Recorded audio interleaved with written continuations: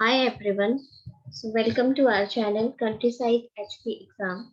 So आज की video में हम बात करेंगे इंग्लिश के कुछ मोस्ट इम्पोर्टेंट क्वेश्चंस की, जो कि मैंने आपके साथ में डिटेल के साथ डिस्कस किए हैं। ठीक है, सो ज्यादा टाइम वेस्ट ना करते हुए चलते हैं फर्स्ट क्वेश्चन की तरफ। That is he and dash of his close associates are working on this project. ठीक है, सो ऑप्शंस है हमारे पास में a few, little, a little, none of these. ठीक है, तो राइट आंसर है इसका अ फ्यू। ठीक है, अब देखिए अ फ्यू किस तरह से इसका राइट आंसर होगा। अगर आप सेंटेंस रीड करेंगे तो ये लिखा है he and dash of his close associates are working on this project. तो देखिए सबसे पहले हमारे पास में कुछ ये होते हैं जैसे few, a few and the few. ठीक है, little, a little, the little. तो अ फ्यू वहां पे यूज किया जाता है जहां पे आपका मतलब कुछ काम होता है, कुछ। अ फ्यू कहाँ पे किया जाता है? सम, इसका मतलब होता है सम। ठीक है, सम, और ये हमेशा few, a few, the few वहां पे यूज किया जाता है जहां पे हमारे पास में काउंटेबल नाउन होते हैं। ठीक है, काउंटेबल नाउन,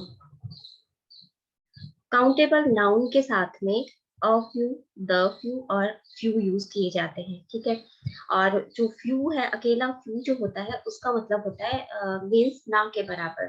ठीक है, और ये नेगेटिव फॉर्म में लेते हैं। और जो अ फ्यू होता है उसका मीन होता है सम, मतलब कुछ। तो सेंटेंस अगर हम देखें तो लिखा है he and dash of his close associates. तो देखिए क्लोज एसोसिएट्स कह रहा है, वो क्लोज मतलब कुछ ही क्लोज, उसके जो जो भी नजदीकी एसोसिएट्स हैं वो इस प्रोजेक्ट पे काम कर रहे हैं। ठीक है, तो सारे तो नहीं हो सकते, क्लोज है तो क्लोज मतलब थोड़े से ही होंगे। तो a few is the right answer. ठीक है, और लिटिल और अ लिटिल वहां पे यूज किए जाते हैं जहां पे अनकाउंटेबल नाउन होता है। ठीक है, जहां पे जैसे क्वांटिटी होती है वहां पे, मात्रा वहां पे।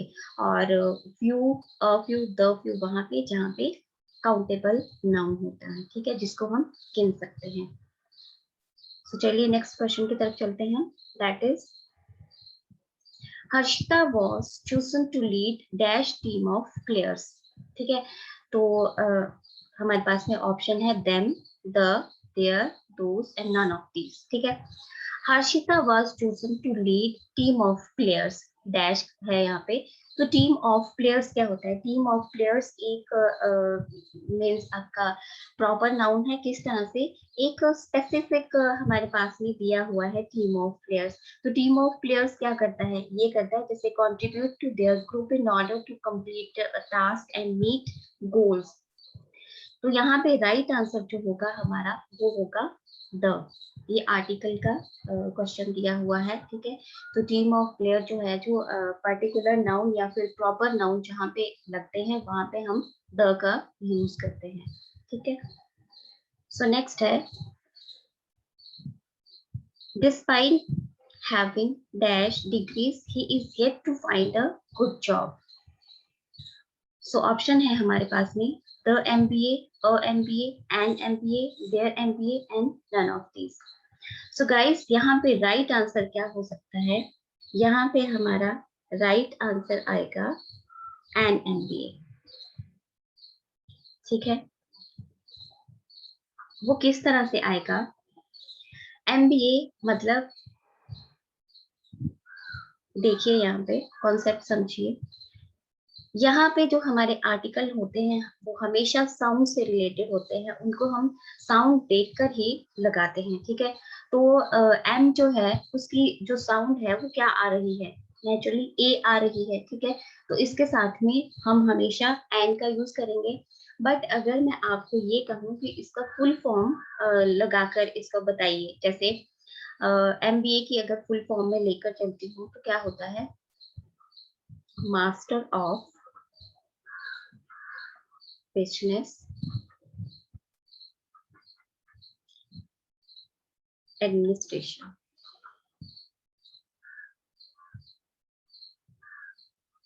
ओके, अगर फुल फॉर्म लेकर चलते हैं तो हम मास्टर, इसकी जो साउंड है वो क्या आ रही है, म, तो इसके साथ में हम ए यूज करेंगे, ठीक है।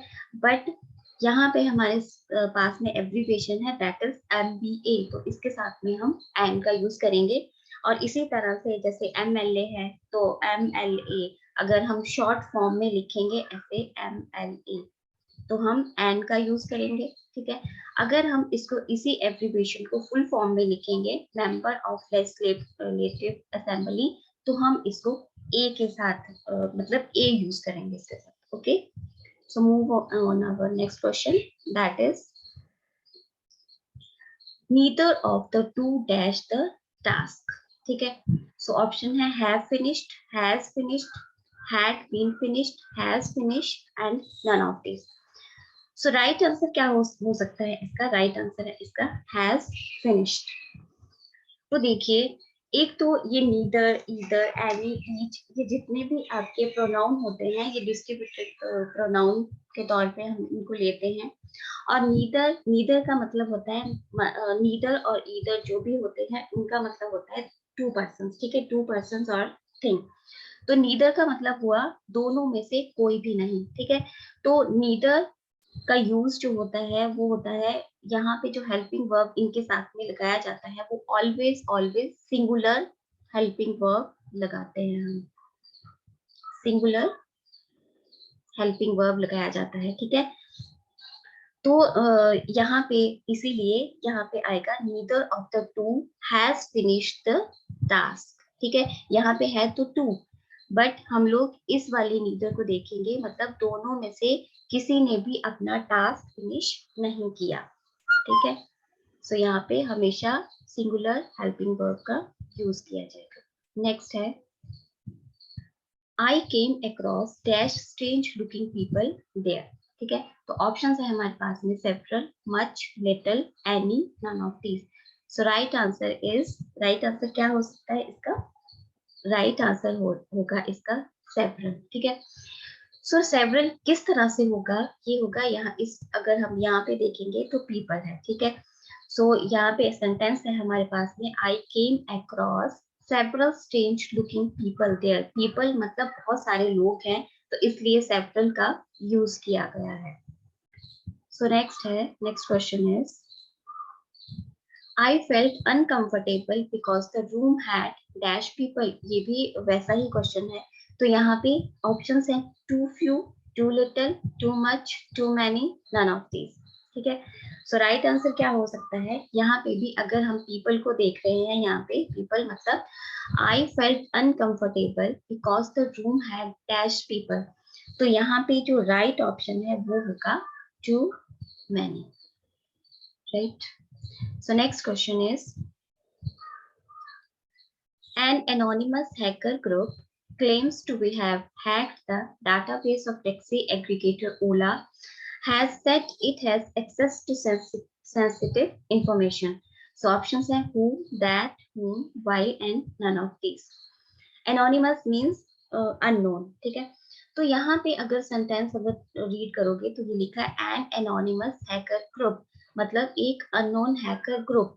ग्रुप को आप ये सब देखोगे, एनोनिमस हैकर ग्रुप क्या है? एक कलेक्टिव नाउन है, ठीक है।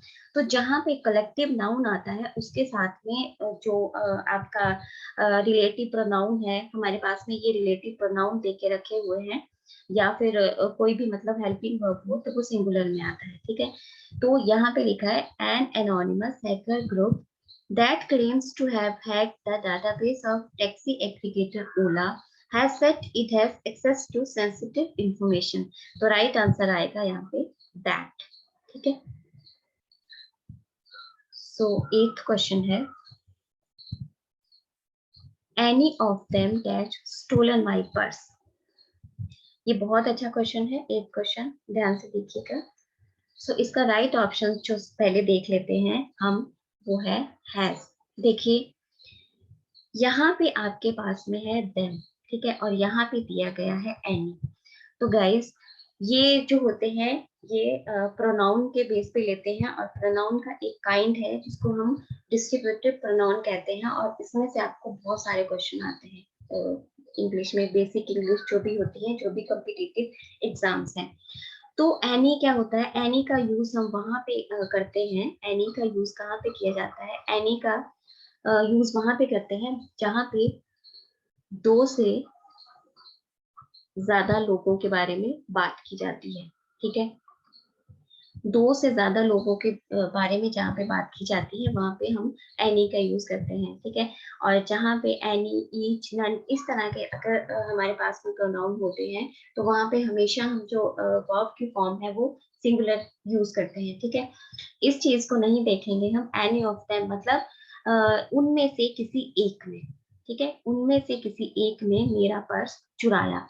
तो इस वाले जब भी हम इस तरह के प्रोनाउन को देखते हैं तो हम लोग जो है वो ये इस चीज को देखेंगे कि यहाँ पे प्रोनाउन कौन सा है। ये डिस्ट्रीब्यूटिव प्रोनाउन होते हैं हमारे। ठीक है, तो यहाँ पे हैज का यूज किया जाता है। इसी तरह से जैसे ईच है, नन है, नीदर, ईदर, ये सारे एक ही मतलब डिस्ट्रीब्यूटिव प्रोनाउन में ही यूज किए जाते हैं।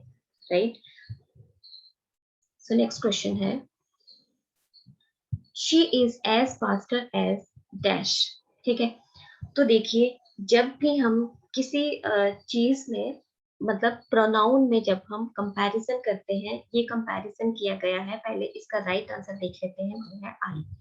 ठीक है, यहाँ पे लिखती हूँ आई। तो जब भी हम प्रोनाउन का कंपैरिजन करते हैं तो वहां पे हम लोग हमेशा यहाँ पे सब्जेक्टिव केस का यूज करते हैं।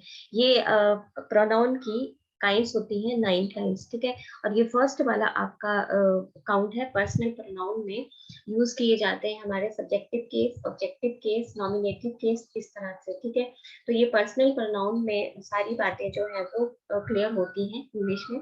सो जब भी हम किसी कंपैरिजन में, जब भी यहाँ पे सब्जेक्ट के साथ में यहाँ पे कंपैरिजन करते हैं तो हमेशा हम ऑब्जेक्टिव केस नहीं लेंगे। यहाँ पे आप सोच रहे होंगे कि यहाँ पे तो मी भी आ सकता था, she is as faster as me, but me अगर लगाते तो वो रॉन्ग होगा। ठीक है, ये बहुत अच्छा सा फैक्ट है इंग्लिश में। ठीक है, नेक्स्ट क्वेश्चन देखिए, dash of you may answer the questions asked by me. So options दिए गए हैं हमारे पास में, neither, either, any, none, none of these. ठीक है, तो इसका राइट आंसर क्या हो सकता है, इसका राइट आंसर होगा ईदर। अब देखिए कैसे हो सकता है।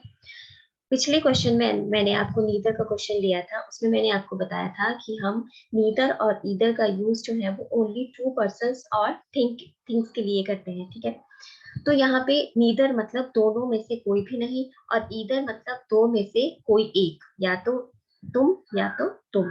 ठीक है, तो इसमें भी सेम केस इम्प्लीमेंट होता है, जैसे either of you may answer the question asked by me. तो यहाँ पे जो है वो राइट आंसर होगा ईदर। ठीक है, और हमेशा इसके साथ में सिंगुलर वर्ब यूज किया जाता है। So move on our next question. हमारे बैच भी चल रहे हैं ऑनलाइन क्लासेस के। सो अगर आप उसके थ्रू जाना चाहते हैं, अगर पढ़ोगे तो आपको ये सारी बातें थॉरली पढ़ने को मिलेंगी। ठीक है, नेक्स्ट क्वेश्चन है, pick out the transitive verb. So transitive verb क्या होता है, पहले तो ये देखिए ट्रांजिटिव वर्ब वो होता है, ट्रांजिटिव वर्ब क्या होता है, ट्रांजिटिव वर्ब वो होता है जिसमें हम ऑब्जेक्ट का यूज करते हैं, मतलब जिसमें ऑब्जेक्ट दिया गया होता है हमारे पास में। और इंट्रांजिटिव वर्ब वो होता है जिसमें ऑब्जेक्ट के बिना ही हम लोग सेंटेंस को समझ सकते हैं कि ये सेंटेंस क्या कहना चाहता है। तो अब आप इजिली समझ गए होंगे कि इसका राइट ऑप्शन जो है वो है हमारे पास में बी। ठीक है, क्योंकि इसमें हमारे पास में ऑब्जेक्ट दिया गया है, रिया राइट्स अ स्टोरी। सो ये है हमारा ऑब्जेक्ट। तो जिसमें ऑब्जेक्ट दिया होगा वो ट्रांजिटिव वर्ब, और जिसमें ऑब्जेक्ट नहीं दिया होगा वो है आपका इंट्रांजिटिव वर्ब। तो इंट्रांजिटिव वर्ब अगर इसमें से देखा जाए तो कौन सा हो सकता है, वो हो सकता है राम लाव्स। ठीक है, राम हंसता है। सो नेक्स्ट क्वेश्चन है, filling the blanks with suitable prepositions। ये prepositions का क्वेश्चन है हमारे पास में। So he fell dash the scooter, और हमारे पास में prepositions दी गई हैं इन, एट, ऑफ, ठीक है। तो देखिए ये राइट ऑप्शन है हमारे पास में ऑफ, ठीक है। तो ऑफ का यूज क्या कहाँ पे किया जाता है? ऑफ का यूज हम वहां पे करते हैं जहां पे सेपरेशन होता है। किसी भी चीज का जब सेपरेशन होता है तब हम ऑफ का यूज करते हैं। जैसे किसी पेड़ से अगर पत्ता गिरता है तब हम ऑफ का यूज करेंगे, ठीक है। या फिर यहाँ पे हमारे पास में सेंटेंस दिया गया है उस स्कूटर से गिर गया। तो स्कूटर से मीन्स ऑफ का यूज तब करते हैं जब कोई चीज ऊपर से नीचे गिरती है, ठीक है। तो ये स्कूटर से नीचे ही गिरेगा वो, ठीक है, जो भी होगा। तो यहाँ पे इसलिए हम ऑफ का यूज करेंगे, ही फेल ऑफ द स्कूटर। और इसी तरह से इन, एट, ऑफ के भी रूल्स बहुत अलग अलग से होते हैं, ठीक है। नेक्स्ट क्वेश्चन है आपके पास में, choose the correct option from the following to transform the given sentence from affirmative to negative। देखिए एग्जाम्स में कुछ ऐसे क्वेश्चन आते हैं, आपको एक सेंटेंस दिया गया होगा और उसको या तो अफर्मेटिव में होगा, आपको नेगेटिव में करना होगा, नेगेटिव में होगा तो वो अफर्मेटिव में करना होगा, ठीक है। तो इस सेंटेंस को आपने किसमें यूज करना है? नेगेटिव में। तो मेन सेंटेंस है हमारे पास, my eyesight is bad. So option है my eyesight is not bad, my eyesight is not good, nothing is good. ये दो ऑप्शन तो आप छोड़ दो, सी और डी ये तो बिल्कुल भी नहीं होंगे। इन दो ऑप्शंस में से एक क्वेश्चन हो सकता, एक ऑप्शन हो सकता है राइट वाला, that is my eyesight is not good. तो इसी तरह से आपको सेंटेंसेस के ऊपर भी क्वेश्चन आएंगे, ठीक है। नेक्स्ट है, you dash work hard to stand first. So option है must, should, ought, none of these. ये भी बहुत अच्छा सा क्वेश्चन है। देखिए इन तीनों ही जो हमारे पास में मॉडल्स दिए गए हैं, इनका मतलब क्या होता है? चाहिए, ठीक है। मस्ट का मतलब भी चाहिए होता है, शुड का मतलब भी चाहिए होता है और ऑट का मतलब भी चाहिए होता है। बट इसमें एक रूल होता है कि जिसके साथ हर किसी के साथ हम मतलब मॉडल्स को नहीं यूज कर सकते। शुड हम वहां पे यूज करते हैं जहाँ पे एक नॉर्मल एडवाइस दी गई हो हमें, ठीक है। शुड का यूज कहाँ पे किया जाता है? जहाँ पे हम किसी को नॉर्मल एडवाइस करते हैं, मतलब मानना या ना मानना उसकी मर्जी है, ठीक है, हम कंपल्शन उसको नहीं कर सकते। और मस्ट का यूज कहाँ पे किया जाता है? मस्ट का यूज वहां पे किया जाता है जहाँ पे आप किसी को प्रेशर देकर बोलते हो कि ये काम तुम्हें करना ही पड़ेगा, ठीक है। कंपल्शन जहाँ पे होती है, नेसेसरी एडवाइस। और ऑट का यूज हम वहां पे करते हैं जहाँ पे हमारी मॉरल ड्यूटी बनती है कि हमें अपने देश की सेवा करनी चाहिए, ठीक है, हमें बड़ों का रिस्पेक्ट करनी चाहिए। तो इस तरह से हम लोग ऑट का यूज करते हैं, ठीक है। सो यहाँ पे वो सेंटेंस क्या कह रहा है? You dash work hard to stand first. तो वो कह रहा है कि तुम्हें फर्स्ट आने के लिए हार्ड वर्क करनी चाहिए। तो ये किस तरह की एडवाइस हो सकती है? ये हो सकती है एक नॉर्मल एडवाइस। तो right answer is should. So our last question of 15 question, that is dash you like a cup of tea, ठीक है। तो ऑप्शंस हैं could, will, would, none of these। तो देखिए यहाँ पे राइट आंसर क्या हो सकता है? यहाँ पे होगा would। would जो है वो will का पास्ट टेंस है और would का यूज हम वहां पे करते हैं जहाँ पे एक तो पोलाइट रिस्पेक्ट हो, रिक्वेस्ट हो और विश हो, ठीक है। मतलब जहाँ पे हम किसी से बात करते हैं, जब हम पूछ रहे हैं, पोलाइट रिक्वेस्ट भी होती है और उसकी इच्छा भी जानने की कोशिश करते हैं हम, ठीक है, कि वो अब हमारे पास में एक सेंटेंस है, would you like a cup of T. वो उनसे पूछ भी रहा है और पोलाइट रिक्वेस्ट भी कर रहा है, वो उसकी इच्छा भी है कि वो चाय पिएगा या नहीं, अगर पिएगा मैं तभी बनाऊंगा, ठीक है, बनाऊंगी, और अगर नहीं पिएगा तो नहीं बनाऊंगी। तो इस तरह से जहाँ पे, और कुड का भी यूज जो है वो पोलाइट रिक्वेस्ट के तौर पे यूज होता है, बट वहां पे विश नहीं होती, वहां पे खाली पोलाइट रिक्वेस्ट होती है, ठीक है। तो इस तरह से ये हमारे आज का कुछ मोस्ट इम्पोर्टेंट क्वेश्चन थे। I hope you enjoyed this session. और मिलते हैं अब नेक्स्ट मॉक टेस्ट के साथ में। Till then take care and bye bye.